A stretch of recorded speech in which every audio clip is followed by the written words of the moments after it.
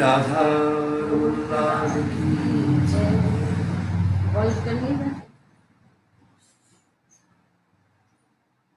श्री गौरांग सुंदर सचिन राम राधा ब्रजेंद्र तनयो भयं गोपाल भट्ट करुणाकृत कृष्ण देहं तं राधिकारमं इष्टमदीष्टमे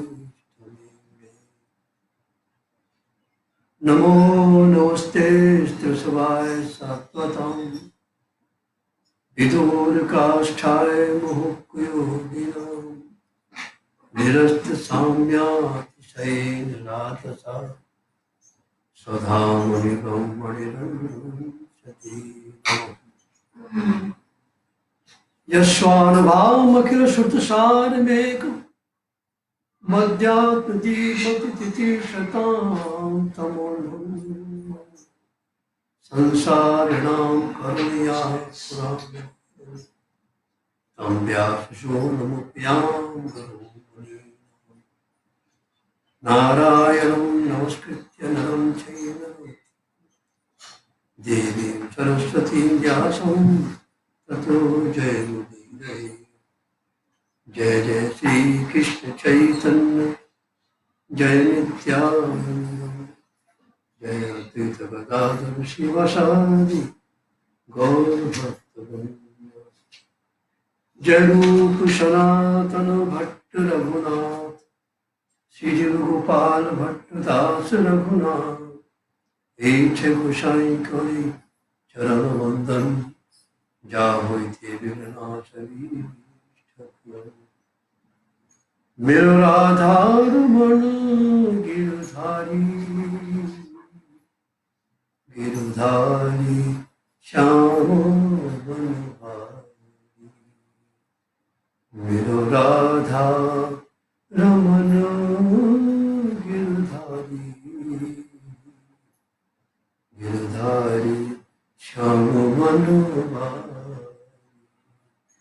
गिरधारी श्याम बनहारी गिरधारी श्याम बनहारी।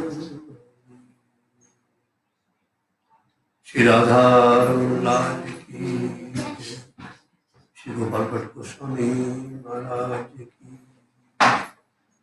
श्री भागवत महापुराण की, श्री वेदव्यासी महाराज की, श्री सुखदेव जी महाराज की, श्री गुरुदेव भगवान की जय जय श्री राधे निताय गौर।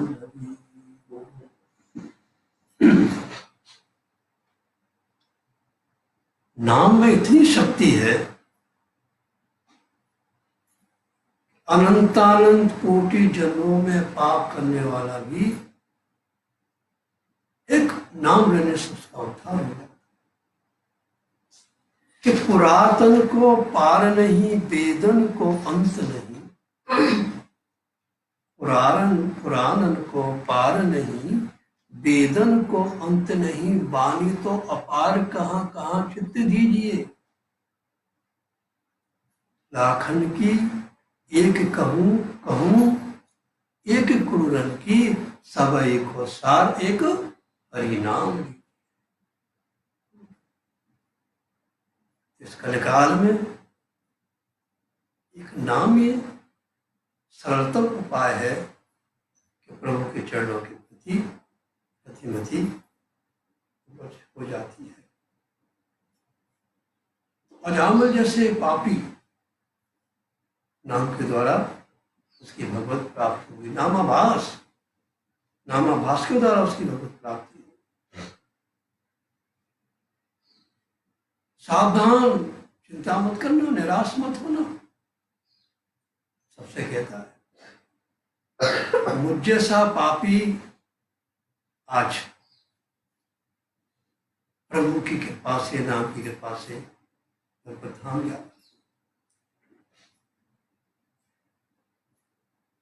अजा माया से मिला हुआ अब अज अजन्मा श्री हरि से मिलकर भगवत धाम गया।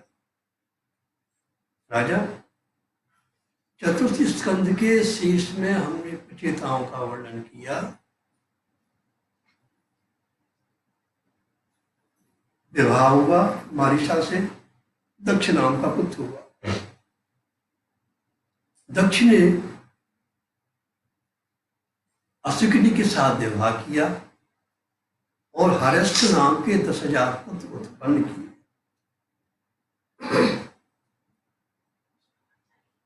पिता की आज्ञा से जब वे तप करने के लिए गए तो मार्ग में नारद जी मिल गए। नारद जी ने कहा, अरे भाई तुम कुछ जानते हो? तुमने वो देश देखा है जिसमें एक व्यक्ति ही रहता है? तुमने दोनों ओर बहने वाली नदी देखी है? तुमने 25 वस्तुओं का बना हुआ घर देखा है? हर्यस्य नारद जी के शब्द पर विचार करने लगे। उन्होंने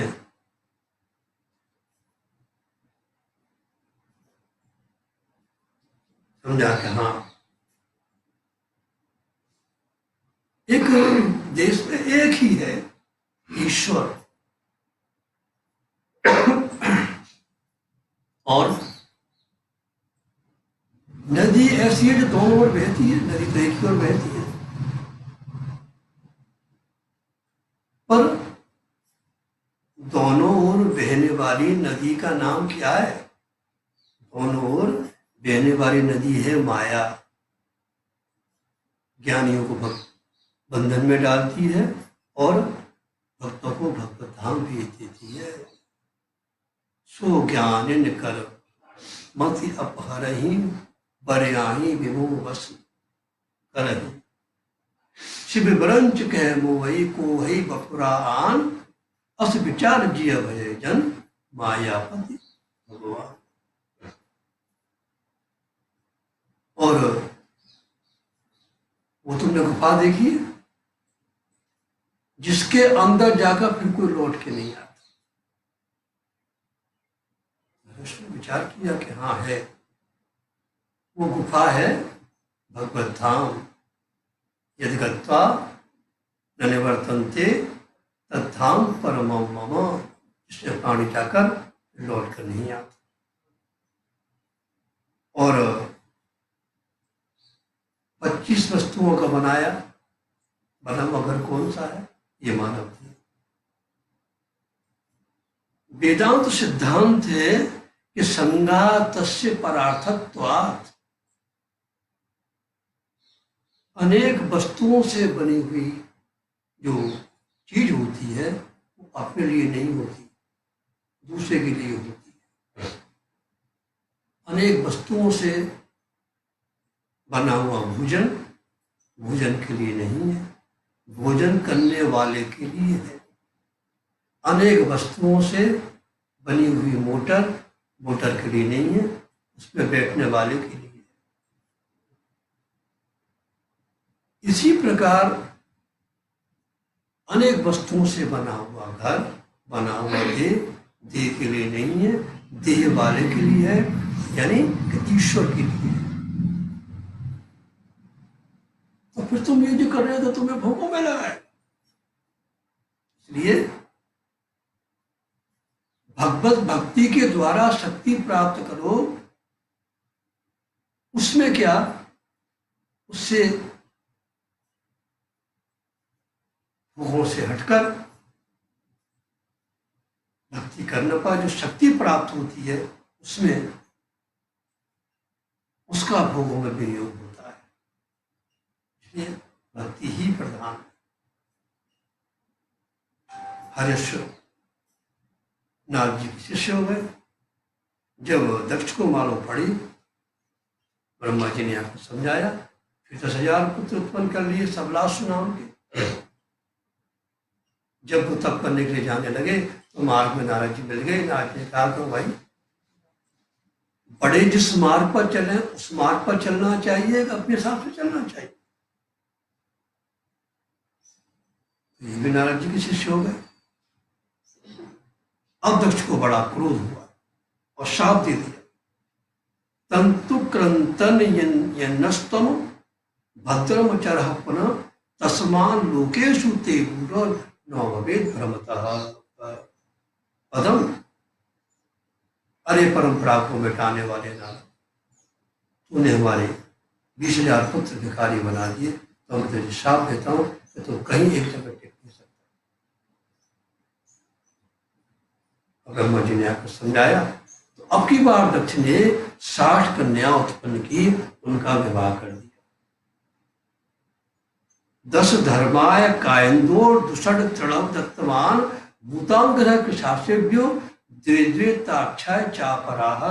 10 कन्या धर्म को दी, 13 कन्या कश्यप ऋषि को दी, 27 कन्या चंद्रमा को दी, 2 कन्या भूत अंगिरा पिशाच दी और शेष 4 कन्या ताक्ष को दी। इनमें जो कश्यप ऋषि की जो 13 पत्नियां थी, उनमें दिति और अदिति आदि के नाम थे। दिति के सभी देवता हुए, दिति के दैत्य हुए और अदिति के देवता हुए। इनमें त्वष्टा नाम के जो देवता थे, उन्होंने दैत्य की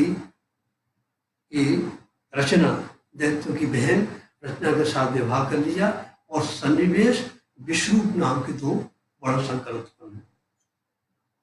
विश्वरूप सबको समान देखते थे, सबको एक रूप में देखते थे। जैसे गाय तो रंग रंग की होती है, लेकिन दूध तो सबका सब एक होता है। देह अनेक है, लेकिन उसमें रहने वाली आत्मा तो एक है। तो इन्हीं विश्वरूप को देवताओं ने गुरु बृहस्पति जी के नाराज होने पर विश्वरूप को अपना आचार्य बनाया। राजा परीक्षित ने पूछा कि गुरु जी नाराज कैसे हो गए, ये बृहस्पति नाराज कैसे हो गए? सुखदेव जी कहते, राजा एक बार रागड़ में जम रहा था, इंद्र सोने के सिंहासन पर बैठे, बाई ओर इंद्राणी बैठी हुई है, गोद में पुत्र जयंत बैठा हुआ है, एकादश मरुदगण, एकादश रुद्र, 49 मरुदगण, 33 कोटि देवता, सभी हाथ जोड़े खड़े हुए हैं।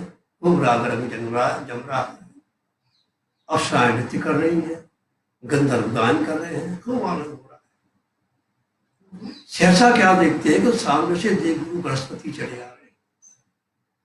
इंद्र ने विचार किया कि ब्राह्मणों को जरा भी वो नहीं है कि भाई बड़े आदमी के पास कब जाना चाहिए, कैसे जाना चाहिए, समय लेना चाहिए, चले आए। और इंद्र के मन में ये जो मद होता है ना, ऐसा जो एक मद होता है ना, ये मनुष्यों पर ही प्रभाव नहीं दिखाता, देवताओं को भी अंधा कर देता। तो इंद्र सोचते हैं इनके आंच तो हमारा सारा राग ठंडा पड़ जाएगा, तो इंद्र ने मुंह फेर दिया। गुरु बृहस्पति जी समझ गए इसका ऐश्वर्य मद है, तो गुरु बृहस्पति जी मुड़े चले और अंतर ध्यान हो। अब तो मेरे को बड़ा अरे क्या हुआ, मुझसे तो मेरे गुरुदेव का अपराध हो गया। इंद्र उठा और गुरु जी को देखने को चला। जब न मिले, क्योंकि हरि रुष्टो हले गुरु रोखी बारी बारी। अगर भगवान नाराज हो जाए तो गुरु मना देते हैं, और अगर गुरु रुष्ट होले हरि रोखी बारी नारी, और गुरुदेव रुष्ट हो जाए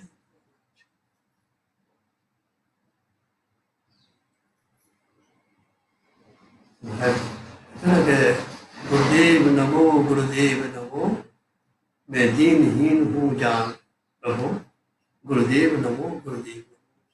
गुरु मोहे प्रसन्न बर दीजिए। गुरुदेव नाराज हो जाए, भगवान भी हाथ छोड़ देते। अब देवताओं ने देवताओं की कमजोरी का लाभ उठाकर स्वर्ग पे अपना अधिकार जमा दिया। उन्होंने ब्रह्मा जी से कहा, क्या करें तुम लोग, जाओ विष्णु को अपना आचार्य बनाओ। सारे देवता विष्णु के पास आए और बोले, बेटा जो विद्या में बड़ा होता है वो बड़ा माना जाता है, धन से, ऐश्वर्य से, यश से, बल से कोई बड़ा नहीं होता। छंदोभ्यो नत्तन ब्रह्मन वयो जैष्य कारणम। विष्णु की इच्छा नहीं थी, फिर भी बहुत सामत करी, विष्णु को पुरोहित बनाकर ले आए और स्वर्ग यज्ञ प्रारंभ कर दिया।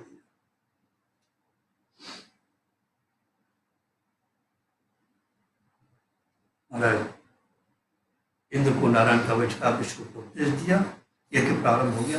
देवेभ्य स्वाहा, दैत्येभ्य स्वाहा, मनुष्यभ्य स्वाहा। इनको जब मालूम पड़े कि ये क्या गड़बड़ी करते हो, ये नहीं चलेगा, सब बात होते थे, क्योंकि विष्णु तो सबको समान देखते थे ना। तो वो जोर से बोले, देवेभ्य स्वाहा, धीरे से बोले, दैत्येभ्य स्वाहा। इंद्र को ये बात मालूम पड़ी तो उनका मस्तक काट दिया, इंद्र को ब्रह्महत्या लगी। इंद्र ने जो ब्रह्महत्या 4 जगह बांट दी। पहला वृक्षों को देकर कहा कि उन्हें वो ये वरदान दिया, तुम्हें कोई कितना भी काटे तो फिर वैसे की वैसे हो जाए। तो वृक्ष में जो गोंद है ये ब्रह्महत्या का स्वरूप है। दूसरा भाग पृथ्वी को देकर कहा कि तुम्हें कोई कितना भी खो दे तो फिर वैसी की वैसी हो जाए। तो पृथ्वी में जो ऊषर भाग है ये ब्रह्महत्या का स्वरूप है। जल को देकर कहा कि तुम्हें जिसके साथ मिलाया जाएगा तुम वैसे ही हो जाओ। जल को दूध में मिलाओ, दूध जैसा हो जाए। चौथा भाग स्त्रियों को देकर कहा कि तुम 12 महीने संतान उत्पत्ति कर सकते। तो 3 दिन महीने में जो इनको ऊपर आकर ब्रह्महत्या बैठ गया। इस प्रकार जब चारों भाग को तो उन्होंने दे दिए, त्वष्टा को जब मालूम पड़ा इंद्र मेरे पुत्र को ले गया, महाराज दक्षिणाग्नि में वो हवन करने लगा। क्यों? इंद्र से बदला लेने के लिए। इंद्र शत्रु विवर्तस्व माचरम जय वित्युषम, इंद्र को मानने वाला पैदा हो जाए। ये दक्षिणाग्नि है, बड़े उग्र देवता है। भूत भैरव, माँ भगवती, शिव भगवान आदि।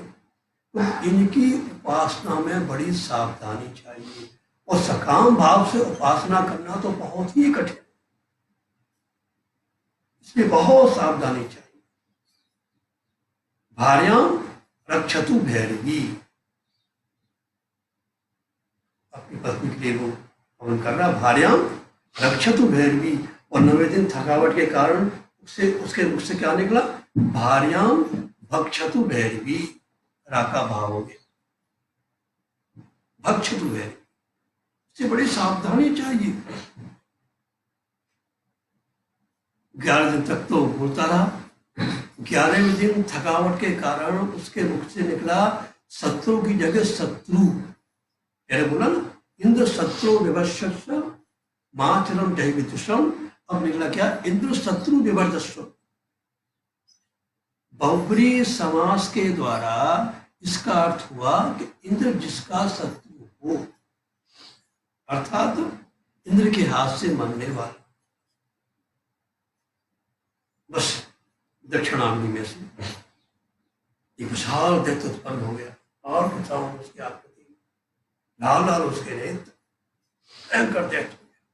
तो सारे देवता इसको देखते डर गए कि अथान्वहार पचना दुथितो घोर दर्शन कृतांत लोका नाम युगांत समय। सब देवताओं ने सोचा अभी छोटा है, इसको मारो। सबों ने अस्त्र को लेकर कहा दिया कि सबके अस्त्रों को लेकर पापड़ की तरह खा गया। अब देवताओं को बड़े भयभीत हुए और भगवान की शरण में पहुंचे। दुख में सुमरन सब करे, सुख में करे न कोई। और जो सुख में सुमरन करे तो दुख काहे को होए। और भगवान जैसा भी कोई बोला नहीं, तत्क्षण प्रकट हो गए। सब देवता बोले कि अथो यही त्राष्ट्रम गसंतम भुवनत्रयम गस्तान ये न कृष्ण तेजा शस्त्रायुधान च। प्रभु इस मित्रासुर से मेरी रक्षा करिए, बचाइए। तो भगवान बोले जाओ दधीचि ऋषि के पास जाओ। और दधीचि ऋषि, अरे 2 मुट्ठी अन्न पर जीवन निर्वाह करने वाला ब्राह्मण, जिसमें दधीचि जैसा ब्राह्मण विश्व में कहीं नहीं। 2 मुट्ठी अन्न पर जीवन निर्वाह करने वाला, ज्ञान अमृत पिलाने वाला। अब एक बार क्या हुआ, दधीचि ऋषि के आश्रम में, क्योंकि भगवान ने कहा कि वह तुम्हें हड्डियां दे देंगे। आज दधीचि ऋषि तो बड़े निर्भीक दानी है ना। एक बार क्या हुआ, इनके आश्रम में अश्विनी कुमार आए, देवताओं के वैद्य, और उनसे ब्रह्म विद्या सीखने के लिए उन्होंने आग्रह किया। उन्होंने कल स्नान करके आना। इंद्र को जब मालूम पड़ा तो इंद्र पीछे से आया और कहा कि इनका हमारा सोमलता पान करने का अधिकार नहीं है, इसलिए आप इनको मत देना। अगर आप विद्या सिखाएंगे तो आपका मस्तक काट देंगे। अब अश्विनी कुमार जब स्नान करके आए तो इंद्र ने जो उनको धमकाया, उन्होंने सब बताया। अश्विनी कुमारों ने क्या किया कि दधीचि ऋषि का मस्तक काटकर अपने झूले में रख लिया और एक घोड़े का मस्तक लगा दिया।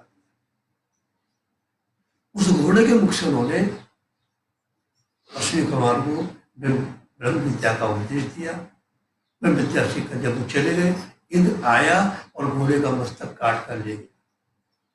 फिर अश्विनी कुमार आए, उन्होंने असली मस्तक को मस्तक से जोड़ दिया। इसलिए इस ब्रह्म विद्या का नाम क्या, अश्वशेरा। अब दधीचि ऋषि के आश्रम में इंद्रादिक देवता आए, जय हो दधीचि महाराज की, जय हो जय हो जय हो। दधीचि ऋषि कहते हैं, भाई बड़ा आश्चर्य, आज इंद्रादिक देवता सवेरे सवेरे मेरे आश्रम में आए। कहना चाहिए बोलो, क्या हमारा महाराज हम आपसे कुछ मांगने को आए? हमसे मांग रहे, हमारे पास क्या है? हमारा कमंडल चाहिए? उनका नहीं। हमारा अमृतचर्म चाहिए? नहीं। स्फटिक की माला चाहिए? नहीं। तो क्या हमारी जान लोगे? उन्होंने कहा हाँ। अरे इन मांगने वालों को पता नहीं कि देने वालों को कितना कष्ट होता है। जन स्वार्थ परो लोको नौ वेद पर संकटम यदि वेद न याचेति नेति नाह यदीश्वर। अरे है ना, चंबी चली जाए पर दम ले नहीं जाए। नहीं महाराज, आप तो बड़े निर्भीक दानी हैं, और फिर अपना शरीर छोड़ना तो बड़ा मुश्किल है। देखो वो चंबी चली जाए पर दम ले नहीं जाए तो कंजूसों की बात है। आप तो बड़े निर्भीक दानी हैं। बस उसी समय दधीचि ऋषि ने अपने प्राण छोड़ दिए और इंद्र हड्डियां ले आया और विश्वकर्मा को दिया।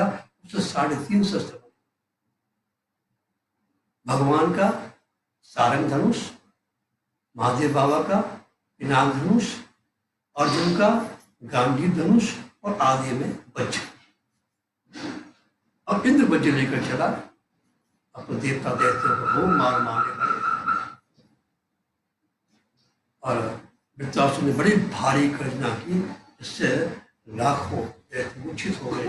अब हमारा पैरों से कुचलने लगा, जैसे हाथी कम लोगों को चलता है।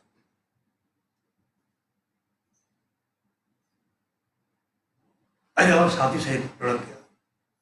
इंद्र बोला, वृत्रासुर ने अट्टहास करने लगा, वृत्तासुर ऋषि आया, अभ्यास करने लगा, रे इंद्र देख, तू मेरे भाई को मारने वाला शत्रु आज मेरे सामने, मैं जानता हूं उस वजह से मुझे मारेगा। इसमें दधीचि ऋषि का तेज है, ये तो मेरे ऊपर भगवान की बड़ी कृपा है। और देख, युद्ध एक प्रकार का जुआ है, इसमें प्राणों की बाजी लगाई जाती है। तू जीतेगा मुझे मालूम है, भोग भोगेगा, मुझे जीतने की इच्छा नहीं। मैं तो अपने इसमें प्रभु का दर्शन कर रहा हूं। तो शस्त्रों में आयुधानम अहम वज्रो, शस्त्रों में वज्र भगवान कहते। देख, उठा ले, तू इसमें विषाद करने का समय नहीं है। इसमें दधीचि ऋषि का तेज छिपा हुआ है। ये तो भगवान की असीम कृपा है। तेरे पर की कायास विघात मस्मत् पत्नी विदत्ते पुरुष शक्र ततोनुमेयो भगवत प्रसादो यो दुर्लभो किंचन गोचरो नहीं। लौकिक सुख की प्राप्ति होगी तो अलौकिक नहीं, अलौकिक सुख की प्राप्ति है तो लौकिक नहीं। लौकिक सुख सीमित, अलौकिक सुख असीमित। अब तो आज वृत्तासुर ने उस वज्र को देखा, उसको देखकर वृत्तासुर ने कैसी अपूर्व स्थिति की है। ये जो वृत्तासुर है चतुश्लोकी है, ऐसी अपूर्व स्थिति करता है कि अहम हरे तब पादैकम, अहम हरे तब पादैक मूल दासानुदासो भवितास्य भूयः मनः स्मरेता सुपतिर गुणांस्ते गणित पाक कर्म करोति काय। इस श्लोक में वृत्रासुर ने अपना जैन्य प्रकट किया है कि प्रभु, मैं आपके दासों के दासों का अनुदास बनना चाहूं।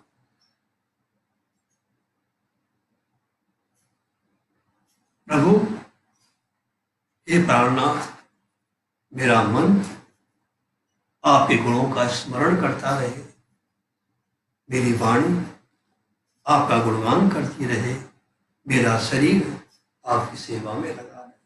क्या अपूर्व स्थिति। फिर आगे कहता है कि न नाक पृष्ठम न च पारमेष्ट्यम न सार्वभौमम रसाधिपत्यम न योग सिद्धि पुनर्भवम वा समंजसत्वा विरहय्य कांक्षे। इस श्लोक में वृत्रासुर ने अपने वैराग का प्रदर्शन किया है। कहता है, न मुझे इंद्रासन चाहिए, न मुझे पारमेष्ठ पर ब्रह्मासन चाहिए, न मैं चक्रवर्ती राजा बनना चाहता हूँ, न सप्तद्वीपति पृथ्वी का स्वामी बनना चाहता हूँ, न योग चाहता हूँ, न क्रिया चाहता हूँ, न सिद्धि चाहता हूँ। हे प्रभु, मैं तो केवल आपको ही चाहता हूँ। अजात पक्षा इव मातरम खगाः स्तन्यम यथा वत्सराक्षुदार्तः प्रियम प्रियेव विषणम विषण्णा मनोरविंदाक्ष दिद्रक्षते त्वाम्। इस श्लोक में मिलन की उत्कंठा प्रकट की है कि मिलन की उत्कंठा कैसी होनी चाहिए। उसमें उदाहरण देता कि जैसे एक पक्षी यानी चिड़िया का बच्चा, उसका भी हाल का जन्म हुआ है, जिसका जीवन उसके मां पर आश्रित है। आज उस बच्चे की मां चिड़िया यानी बच्चे के लिए लेने के लिए गई, तो किसी ने उस चिड़िया को अपने जाल में फंसा लिया और वो छोटा सा बच्चा ची ची ची ची करता हुआ सुबह से संध्या पर्यंत हो गई, रात होने वाली है, सहसा अब वो घोंसले में से गिरने वाला। तो किसी प्रकार वो चिड़िया उससे जाल से छूटकर आ गई और जैसे दरवाजे पर वो चींची करने लगी तो उसका बच्चा क्या समझता है कि मेरी माँ। तो प्रभु, जिस प्रकार उस चिड़िए के बच्चे की अपनी माँ से मिलने की उत्कंठा होती है, उसी प्रकार मेरी आपके प्रति उत्कंठा हो। लेकिन वो चिड़िया का बच्चा बड़ा हुआ, उड़ गया। फिर कहता है कि जिस प्रकार एक गाय के बच्चे का भी जन्म हुआ, उसका जीवन उस माँ के दूध पर ही आश्रित है। तो गाय सुबह रामन गई तो किसी दुष्ट ने गाय को बांध दिया। अब बच्चा गाय की अपनी माँ की याद करता करता करता, घर वालों ने बहुत प्रयास किया, गाय न मिली, घर वाले आ गए तो माँ अपनी माँ के लिए तड़प रहा है और करता करता वह जैसे एकदम इतनी उसको माँ के प्रति इतनी तीव्र उत्कंठा मिलने की हो गई कि जैसे मानो उसके प्राण से निकलने वाले। सहसा वो क्या देखता है कि दरवाजे पर आकर उसकी माँ यानी गाय रवाने लगी, तो बच्चा क्या समझता है कि मेरी माँ आ गई। तो प्रभु जिस प्रकार उस गाय के बच्चे की अपनी माँ से मिलने की उत्कंठा होती है, उसी प्रकार प्रभु मेरी उत्कंठा हो। गाय का बच्चा बड़ा हुआ, चला गया। फिर कहता है कि कोई पतिव्रता जैसे अपने पति से मिलने के लिए जीवन भर उत्कंठित रहती है, ये प्रभु इसी प्रकार मेरी उत्कंठा आपके प्रति हो। अब चौथे श्लोक में वृत्तासुर कहता है, इसमें उसने वैष्णव सिद्धांत बताया। ममोत्तम श्लोक जनेषु संख्यम संसार चक्रे भ्रमतः समर्पि तन्मायात्मा को जदार देहे स्वासक्त चित्तस्य नाथ भूयात्। प्रभु इस संसार में भरे में भटकता रहूं, लेकिन आपके भक्तों का संग मुझे प्राप्त होता रहे, संसार जो की संग न बने। वृत्तासुर की इस प्रकार की उत्कंठा महाराज जैसे उसने देखी, भक्ति देखी, इंद्र को कहना पड़ा कि अहो दानव सिद्धोषि यजते मतिरीदृषि भक्त सर्वात्मनात्मानं सुहृदं जगदीदृशं जगदीश्वरं सुहृदं जगदीश्वरं। हमारे वृत्तासुर, तू तो कोई सिद्ध पुरुष है, लेकिन वो तो कहता मैं तुझको मारूंगा। वृत्तासुर ने जैसे पर्दे उठाया, इन्हें उसका एक हाथ काट दिया, सुर उठाया, इन्हें दूसरा हाथ काट दिया। तो वृत्तासुर मौत धार कर अर्यावत हाथी सहित उसको निकल गया। अब इंद्र ने वृत्तासुर के पेट में जाकर महाराज पेट काट कर और बाहर ऐरावत हाथी सहित बाहर आ गया। उसके मस्तक को काटने लगा, जैसे वो लकड़ी काटने वाला काटता है ना, तो 1 वर्ष तक काटता रहा, तब वो मस्तक काटा। और सब पुष्पों की वर्षा कर रहे हैं, गान कर रहे हैं और शायद कर रहे हैं। तो ये क्या है? ये वृत्तासुर कौन है? ये बहिर्मुखी वृत्ति है। वृत्तासुर ये बहिर्मुखी वृत्ति है। इंद्रिया क्या? बहिर्मुखी वृत्ति।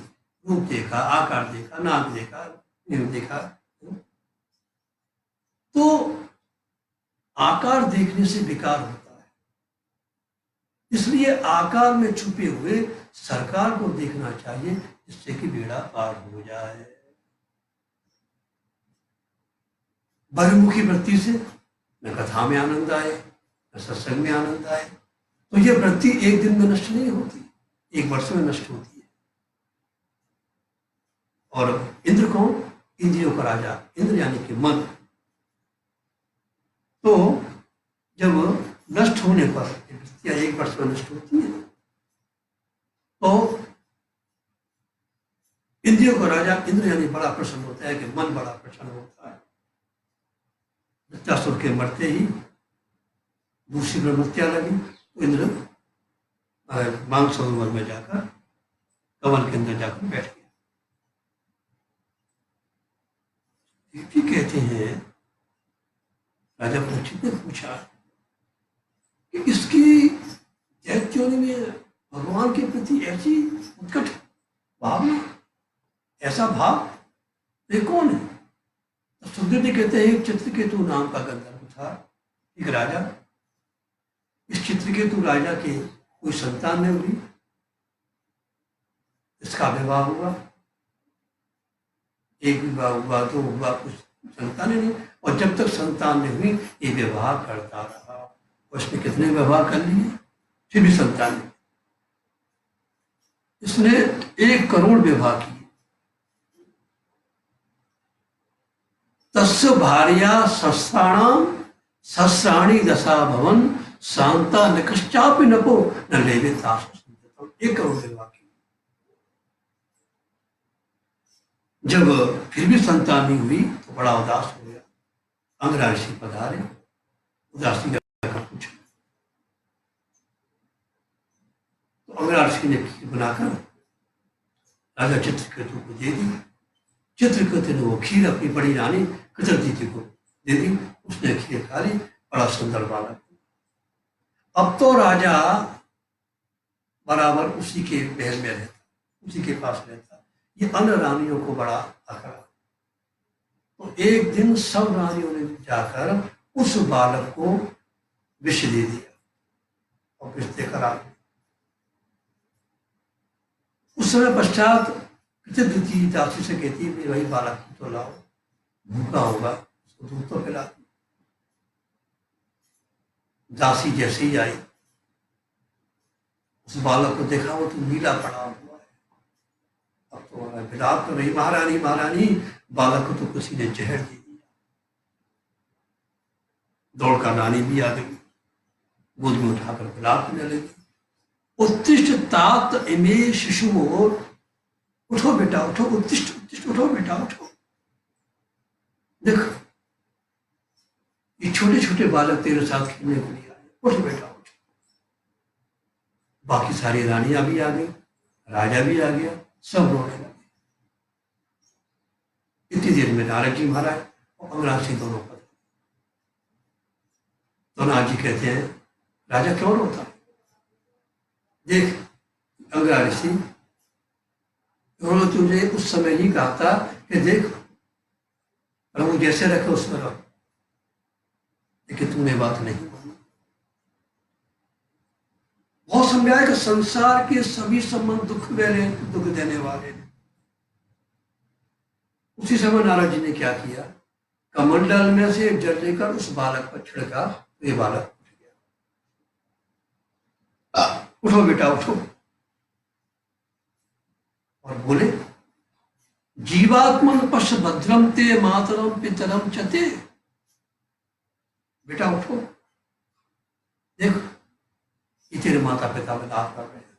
तो वो जीव क्या कहता, कस्मिन जन्मन्यमी मह्यम, अरे कस्मिन जन्मन्यमी मह्यम पितरो मातरो भवन कर विभ्राम मानस्य देवर त्रिजंग नयो निशु। ये कौन से जन्म के मेरे माता पिता है? अरे कभी कोई किसी का पिता बनता है, कभी कोई किसी का माता बनता है। वो नदी के जल में तैरने वाले लकड़ी के टुकड़े आपस में मिलते हैं, कहीं दूर हो जाते हैं, कभी मिलते हैं। एक वृक्ष से दूसरा वृक्ष उत्पन्न हुआ, दूसरे से तीसरा उत्पन्न हुआ, बताओ कौन किसका पिता कौन किसका माता? एक पैसा दूसरे के हाथ में गया, वो कहता मेरा, तीसरे के हाथ में गया वो मेरा, चौथे के हाथ में गया वो मेरा, बताओ किसका? संसार के संबंध दुख देने वाले। ये तुझसे बदला लेने आया, 4 प्रकार के पुत्र हैं, ऋणानुबंधी, शत्रु पुत्र, उदासीन और सेवक।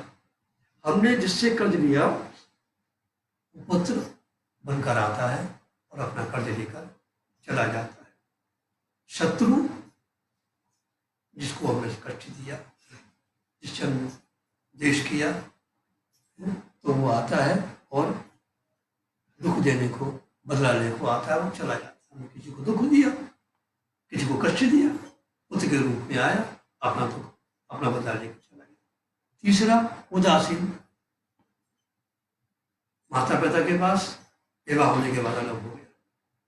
चौथा सेवक, हमने पूर्व जन्म में किसी की सेवा की तो वो पुत्र बनकर आता है, वो सेवा करता है। राजा इतने रहा तो तेरे पास रहता, अब तो चरण पकड़ लिए, उसका मोह सब दूर हो गया, राजा ने उनको मंत्र दिया और राजा चित्रकेतु गंधर्व विमान में बैठकर भ्रमण करने लगा। अब जाग महाराज कैलाश के ऊपर जैसे ही जा रहा था तो वो क्या देखता है कि महादेव बाबा नग्नावस्था में बैठे, माँ पार्वती उनके गोद में नग्नावस्था में बैठी है और सप्तऋषि बैठे। चित्रकेतु ऊपर से कहने लगा, देखो ये महाव्रत है। अरे संसार के लोग भी अपने पत्नियों को कमरे के अंदर लेकर बैठते हैं, लेकिन ये महाव्रतधारी इस प्रकार से बैठा। महादेव बाबा को कब उनके मस्तक पर तो ज्ञान गंगा का निवास। चित्रकेतु इस लीला को नहीं समझ सका। वही लीला क्या थी कि एक बार कामदेव ने कहा कि प्रभु जब आपकी पत्नी आपके पास में नहीं थी तो आपने समाधि में श्मशान में देह को जड़ बनाकर उससे जान बचाई। आपकी पत्नी आपके पास में निष्काम रहकर देखा उनका ठीक। तो महादेव बाबा नग्नावस्था में बैठे, माँ पार्वती नग्नावस्था में गोद में बैठी हुई और सप्तऋषि इस लीला को देख महादेव जलाभ न करें। तो महादेव बाबा तो ज्ञान गंगा के निवास, लेकिन माँ पार्वती से नहीं कर सकती। ये दुष्ट कौन है इस प्रकार की निंदा कर रहा है? इसको तो असुर बनना चाहिए। तब तू प्रसकूत किया है माता, मेरे मन में जो आया मैंने प्रकट कर दिया। आपने मुझको श्राप नहीं दिया, आपने तो मुझको भविष्य के प्रति सावधान कर दिया। तो यही चित्रकेतु गंधर्व तुष्टा की अग्नि में वृत्रासुर के रूप में प्रकट हो। तो देवता बनना और दैत्य बनना ये तो अपने मन की बात है। सद्विचारों से मनुष्य देवता बन जाता है, असद विचारों से मनुष्य दैत्य बन जाता है। इसलिए सदा सद्विचार हमारे वेद भी कहते हैं, तन्वी मन शिव संकल्पमस्तु। मेरे मन सदा सद्विचार रख। हम किसी के प्रति अच्छे भाव रखेंगे तो वो भी हमारे प्रति अच्छे भाव रखेगा, हम किसी प्रति बुरे भाव रखेंगे तो वो भी हमारे प्रति बुरे भाव रखेगा। तो चित्रकेतु कौन है? ये चित्र विचित्र कल्पना करने वाला ही तो चित्रकेतु मनुष्य है। इसकी करोड़ रानियां यानी करोड़ों कल्पना है, ये कभी एक स्थिर नहीं कर पाता। तो अंगरा ऋषि ने जो खीर दी, यानी जो ऐसा खीर मीठा जैसा उपदेश दिया, उस उपदेश ने कृतद्युति को दिया। राजा ने वो जो खीर कृतद्युति को दी, यानी वो उपदेश शुद्ध बुद्धि ने धारण किया। तो उसका यानी पुत्र हुआ। फिर उन कल्पनाओं ने आकर जो डिगाया, कल्पनाओं ने आकर यानी जो और अनेक जो रानियां थी उन्होंने आकर जो बालक को विष दिया। कहने का और तात्पर्य क्या हुआ, उन करोड़ों रानियों ने फिर इसका मन टिका, ये पुत्र का अभाव हो गया। और शुद्ध बुद्धि के ने जो उपदेश ग्रहण किया तो शुद्ध द्वितीयानिक शुद्ध बुद्धि, अंगरा ऋषि ने जो खीर दी यानी मीठा जैसा उपदेश, उस शुद्ध बुद्धि ने जो मीठा उपदेश जो ग्रहण किया, उसी से इसके अंदर विवेक का प्राकट हुआ। विवेक का प्राकट अर्थात पुत्र का जन्म हुआ। और उन कल्पनाओं ने उसका निश्चय टिका दिया, एक पुत्र का मरण हुआ। इस प्रकार उन्हें दो संत पधारे, यानी नारद और ऋषि, उन्हें दो संत पधारे, फिर उपदेश देकर इसको निश्चय कराया। और जब निश्चय कराया तो वो विमान में बैठकर जब गया तो यानी विशेष मान सहित गया, विशेष मान पूर्वक जीवन व्यतीत करने लगा। क्योंकि श्रीमद् भागवत में लौकिक भाषाओं के माध्यम से अलौकिक सिद्धांत समझाया। ये भाषा तो लौकिक थी, पर सिद्धांत अलौकिक। अब दिति को बड़ा दुख हुआ कि मेरे पुत्र को मार दिया। एक कश्यप ऋषि आए, क्यों दुखी बैठी? ऐसा कोई उपाय बताओ को मेरे पुत्र को मारने वाला एक पैदा हो जाए। कश्यप ऋषि कहते हैं देवी पुंसवन व्रत है, इस व्रत के प्रभाव से आपके घर में एक ऐसा पुत्र उत्पन्न होगा जो इंद्र को मार सकेगा, और ये वर्ष व्रत 1 वर्ष में पूरा होगा। इसमें विशेष नियम है, जल में न स्नान नहीं करना, झूठे मुंह नहीं सोना, बिना कुल्ला कुए नहीं सोना, और रजस्वला की अगर दृष्टि पड़ जाए भोजन पर उसको नहीं खाना, आदि कैसे नियम है। अब जिस इस व्रत को करने लगी उनके घर में पुत्र आ गया। इंद्र को अब चिंता हुई। इंद्र छोटे से बालक, असहाय बालक बनकर तिथि के आश्रम में आए और उनकी अब सेवा करने। किसी के मन को जीतना एक सेवा माध्यम है। सेवा ही परमो धर्म, सबकी सेवा करना ही परम धर्म। आज क्या हुआ कि तिथि भोजन करके उस बालक से बोली, बेटा जरा कुल्ला के लिए जल तो लाओ। कहते हैं घड़ा में जल तो है नहीं, मैं अभी नदी से जल लेकर आता हूं। तो इंद्र गए और जैसे नदी से जल लेकर आए तो क्या देखते हैं, मौसी तो सो रही। इंद्र हाथ में शस्त्र लेकर तिथि के गर्भ में गया, उस जीव के टुकड़े के 7 टुकड़े कर दिए। अब 7 टुकड़े ची ची करने लगे, फिर एक एक के प्रसाद कर दिए। अब कहते हैं तुम क्यों मार रहे हो, हमारी माता का तो व्रत बिगड़ गया। तो इंद्र उन 49 टुकड़ों को लेकर बाहर आया और बोले मौसी राम राम। कहते 50 कौन, कि मैं तो देखो इंद्र, ये 49 ये अब मेरे मित्र हो गए। तो वही 49 बड़दुबड़ हो गए और स्वर्ग में वो चले। तो कहने का तात्पर्य क्या कि दिति भी इंद्र को नहीं मरवा सकी। इंद्र यानी कि मन को कोई मार नहीं सकता, मन को सुधारा जा सकता है।